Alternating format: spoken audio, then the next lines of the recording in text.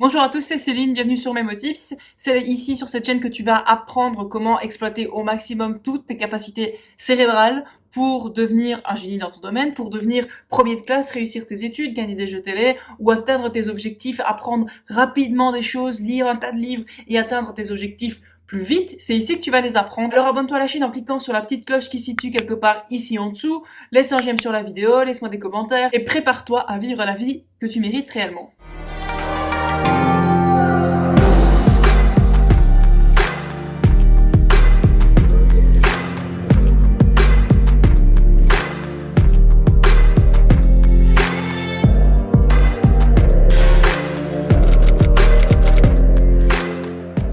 Aujourd'hui, on va parler motivation. Motivation. Pense à cette situation. T'es là, tu sais que t'as du travail, tu sais ce que tu dois faire, tu sais pour quand tu dois le faire, mais t'as la flemme.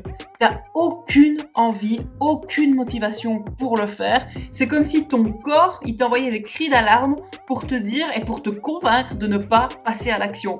Dès que tu t'assois, t'as l'impression que t'es assommé par un somnifère, t'as faim, t'as envie d'aller faire pipi, t'es fatigué, t'as pas envie. T'as l'impression que tout est fait pour que tu le fasses pas, alors que tu sais ce que t'as à faire, tout est organisé, mais ça suit pas. Ta tête, ton corps, il n'y a plus rien qui veut suivre. Sache déjà une chose, c'est que ça arrive à tout le monde. Tout le monde a ses mauvais moments, tout le monde a ses mauvaises journées, tout le monde a ses journées de perdu, ses heures de cachet, à ne rien faire, à procrastiner.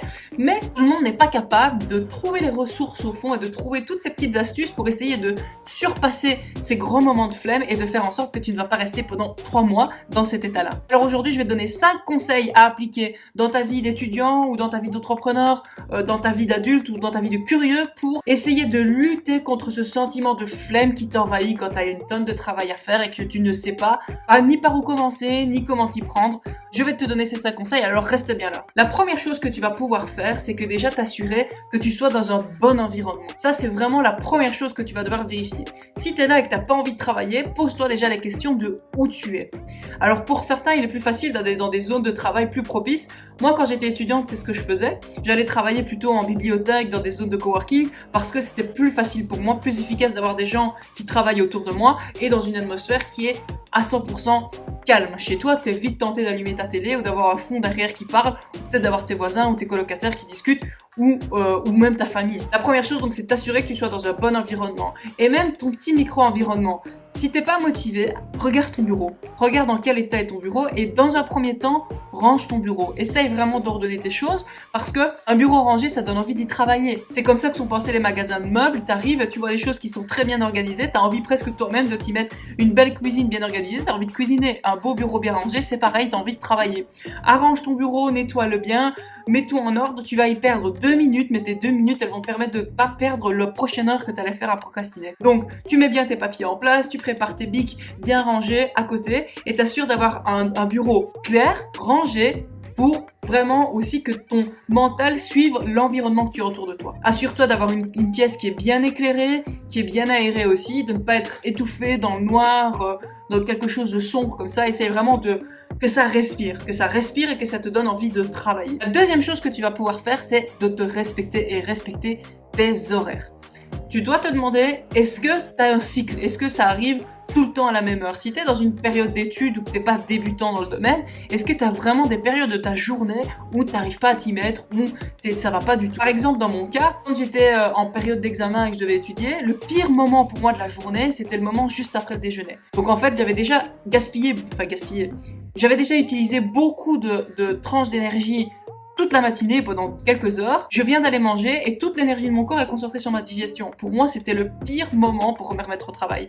C'était le plus dur. Et parfois, ça me coûtait toute mon après-midi parce que j'arrivais jamais à me remettre mon corps en marche et je perdais toute mon après-midi parce que le déjeuner m'avait complètement mis KO. Et donc, dans ce cas-là, il faut que tu sois attentif à ces moments. Si tu as toujours les mêmes moments qui sont pas du tout propices, ne te mets pas au travail à ce moment-là, essaye de gagner du temps ailleurs. Réorganise tes journées pour que tes moments les plus difficiles soient des moments où t'es pas à faire des choses ni compliquées, ni des grandes tâches. Essaye plutôt de concentrer ton esprit sur autre chose que sur une tâche difficile alors que tu sais que ce moment il est pas propice pour toi.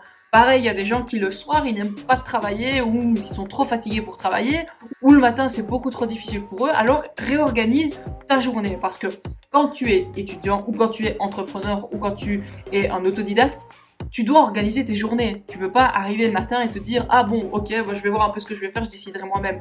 Organise tes journées. Et donc, essaye d'organiser tes journées en fonction de ton propre cycle de travail et la façon dont ton corps réagit à ta journée d'études. Essaye de te mettre les travaux le plus gros du travail au moment les plus intensifs pour toi, mais surtout en début de journée. Quand tu commences à travailler, c'est à ce moment-là que tu dois mettre le plus gros de ton travail.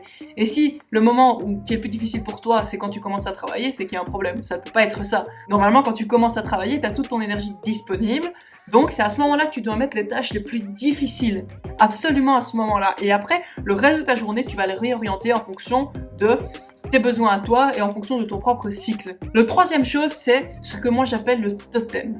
Le totem, c'est un objet, une activité qui va concentrer ton attention. Donc c'est quelque chose que tu vas faire et qui va te permettre de concentrer ton attention. C'est pas quelque chose qui doit être pénible, c'est pas quelque chose qui doit être trop divertissant non plus, mais quelque chose qui va permettre en fait de changer l'état de ton cerveau, mais qui t'amuse quand même. Par exemple, mon totem c'est un Rubik's Cube.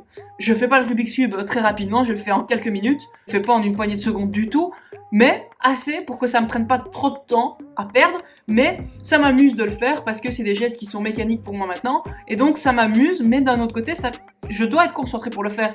Et donc au moment où je fais mon Rubik's Cube, juste après, mon cerveau il a switché d'état. Il a complètement switché d'état, c'est plus le même, je suis plus la même après avoir fait un Rubik's Cube parce que j'ai été concentré pendant peut-être quelques minutes pour le faire et après, je reste dans cet état d'esprit concentré. Par exemple, je connais quelqu'un aussi qui son totem c'était de faire un quiz de géographie et donc en gros elle se mettait sur son écran et elle remplissait un quiz qu'elle connaissait et ça lui prenait entre 5 et 10 minutes, mais ces 5 et 10 minutes permettaient vraiment de changer son état d'esprit et qu'elle ait un état d'esprit beaucoup plus productif après puisqu'elle a fait une tâche qui lui permet de se concentrer. Ton totem, ça peut être aussi un livre. Par exemple, si tu es adepte des livres, tu peux, même si c'est un livre de fiction, parce que ton état d'esprit va vraiment être paisible et concentré, si toi tu te permets de lire. Il faut juste que ce soit une tranche horaire assez courte pour pas que tu sois fatigué après, que ça doit te prendre quelques minutes, mais que ce soit quelque chose qui t'amuse assez pour ne pas être aussi pénible qu'étudier. Et donc que ça puisse être en fait une activité qui te plaise, mais qui permette de te concentrer aussi. Ça peut être un livre, ça peut être un Rubik's Cube, ça peut être un quiz. Évidemment, c'est absolument pas ton fil d'actualité Facebook. C'est absolument pas un épisode de série non plus. C'est beaucoup trop divertissant, beaucoup trop long surtout. Et t'as peut-être trop le risque de t'engouffrer dans quelque chose et de rester dans cet état-là plutôt que vraiment être productif. Il faut que ce soit quelque chose qui te permette vraiment de te mettre dans un état de concentration. Quatrième conseil, ça s'appelle la règle des 5 minutes. C'est une règle qui est connue dans les livres de productivité, de travail. Peut-être que tu la connais déjà ou pas. La règle des 5 minutes, c'est une promesse que tu te fais à toi-même. Ça veut dire que avant de te mettre à travailler, si tu es dans un état de flemme qui est monumental, t'as pas envie, t'as envie de rien faire, tu dois juste te promettre 5 minutes. Promets-toi 5 minutes. Dis-toi, bon, je vais travailler 5 minutes, c'est tout. Après, si j'en ai toujours marre, j'arrête. Mais promets-toi ces 5 minutes. Donne-toi tes 5 minutes. Parce qu'en fait, souvent, quand on n'a pas envie de travailler, c'est parce qu'on a une masse de travail à faire. Si ton travail consistait à lire une page à 4, t'aurais pas autant de flemme, enfin tu pourrais, mais ce serait pas aussi important que si tu savais que tu avais des centaines de pages à étudier, ou un rapport à faire, ou un livre entier à lire, ou une préparation à faire sur ton ordinateur. Peut-être que tu serais beaucoup moins démotivé si tu avais un truc plus petit à réaliser et tu savais que ça allait te prendre que quelques minutes. Dans ce cas-là, donne-toi ces 5 minutes. Va les chercher, tu te promets de faire 5 minutes, tu te dis ok, je prends le défi, j'y passe juste 5 minutes. Ça va être un peu comme un totem de faire ça. Parce que tu vas, en te promettant 5 minutes, tu vas avoir un état de motivation qui va être différent. Tu vas être beaucoup plus motivé à le faire, tu auras moins cet état d'esprit. Je suis bloqué à mon bureau pendant 3 heures. Non, là tu as vraiment juste 5 minutes à donner et en donnant tes 5 minutes, ça va switcher ton état d'esprit aussi.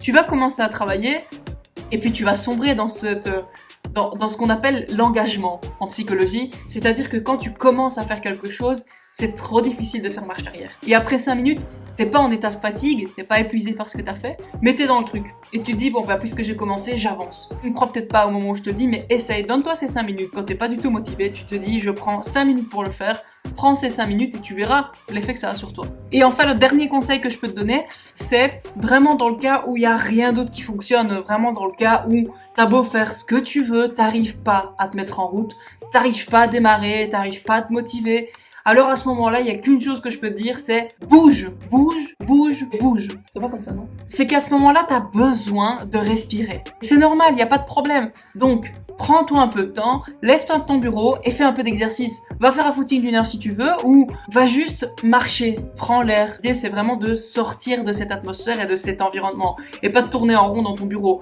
Par exemple, moi, c'est ce que je faisais après le déjeuner. Donc, je savais très bien que si je retournais travailler, j'allais rien faire de bon, et que quoi que je fasse, ça allait m'enfoncer encore plus, donc j'allais marcher. Je prenais mes écouteurs, j'écoutais un peu de musique, pas le genre de musique qui te casse le moral, hein, mais j'écoutais un peu de musique et j'allais marcher 15-20 minutes. Ça me faisait du bien, ça permet vraiment au sang de circuler dans tout ton corps, ça permet aux poumons de prendre de l'air, ça permet vraiment de pouvoir te sentir mieux et d'être après avec plus d'énergie, te vider l'esprit pour te remettre au travail du mieux possible. Voilà, c'était mes 5 conseils pour te remotiver quand t'as plus envie de rien, quand t'as la flemme, quand t'as plus rien, que toute ton énergie est épuisée, que t'as pas envie de te mettre au boulot. Voilà 5 petits conseils pour te remotiver, en tout cas pour essayer de changer cet état d'esprit et de modifier ton état d'esprit pour te mettre à travailler. Parce que tu sois étudiant ou un entrepreneur et tu dois avancer dans ton travail, malheureusement tu peux compter que sur toi. Et donc il va falloir aller chercher des ressources quelque part pour repasser à l'action. Si cette vidéo t'a plu, n'hésite pas à laisser un petit j'aime sous la vidéo, aussi à me laisser un petit commentaire pour me faire part de tes réflexions sur la vidéo, me dire un peu si ça fonctionne pour toi, me demander aussi si tu as envie de parler d'autres choses. On n'a pas parlé de mémoire aujourd'hui, on a parlé surtout d'efficacité, de productivité. On va essayer de couvrir plein de choses sur cette chaîne, donc voilà, j'espère que ça t'a plu. Dis-le moi dans les commentaires, dis-le moi si tu as des idées de sujets que tu as envie d'aborder aussi. La section commentaires est là pour ça. En tout cas, j'ai été ravie de faire cette vidéo. Abonne-toi, n'oublie pas, à la chaîne pour évidemment en découvrir plus, parce qu'il y a encore plein d'autres trucs que tu dois découvrir pour devenir la meilleure version de toi-même. On se retrouve très très vite sur la chaîne. Salut!